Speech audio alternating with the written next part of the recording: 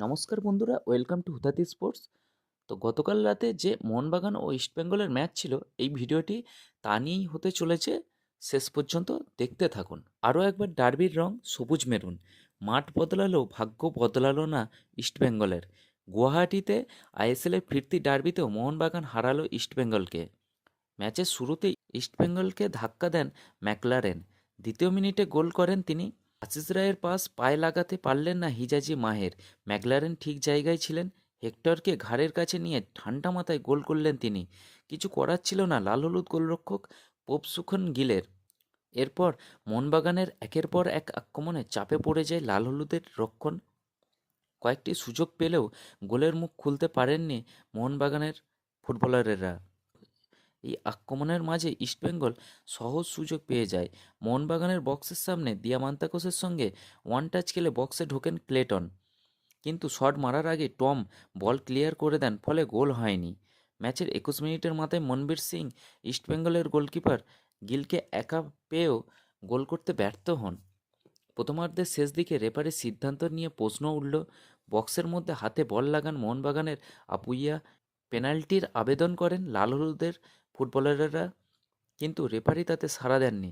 রিপ্লেতে স্পষ্ট দেখা যায় আপুইয়ার হাতে বল লেগেছিল। সেই সময় ইস্টবেঙ্গল পেনাল্টি পেয়ে গেলে খেলার ছবিটা হয়তো বদলে যেতে পারত। দ্বিতীয়ার্ধের শুরু থেকে ইস্টবেঙ্গল চাপ বাড়াতে শুরু করে। সুযোগও পান ক্লেটন, কিন্তু গোল করতে পারেননি। খেলার 63 মিনিটের মাথায় লাল কার্ড দেখলেন সৌভিক চক্রবর্তী। প্রতি আক্রমণ থেকে বল পেয়ে এগোচ্ছিলেন লিস্টন। সৌভিক ছাড়া কোনো লাল হলুদের ডিফেন্ডার তার সামনে ছিল না। বাধ্য হয়ে ট্যাকেল করতে গিয়েই ফাউল করেন সৌভিক, ফলে দ্বিতীয় হলুদ কার্ড অর্থাৎ লাল কার্ড দেখে মাঠ ছাড়েন তিনি। 10 জনে হয়ে যায় ইস্টবেঙ্গল। বাধ্য হয়ে আক্রমণভাগের ফুটবলার ডেভিডকে তুলে মাঝ মাঠে মহেশ নাওরমকে মাঠে নামান লাল হলুদ কোচ অস্কার বুজো।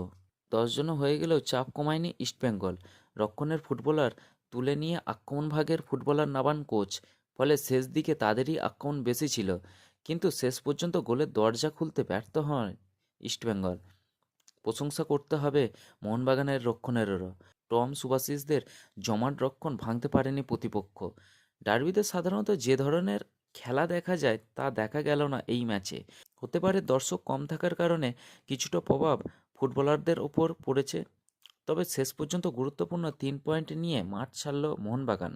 তো ভিডিওটি এখান পর্যন্তই। যদি ভিডিওটি ভালো লেগে থাকে লাইক এবং শেয়ার করবেন এবং চ্যানেলটি সাবস্ক্রাইব করবেন। ধন্যবাদ।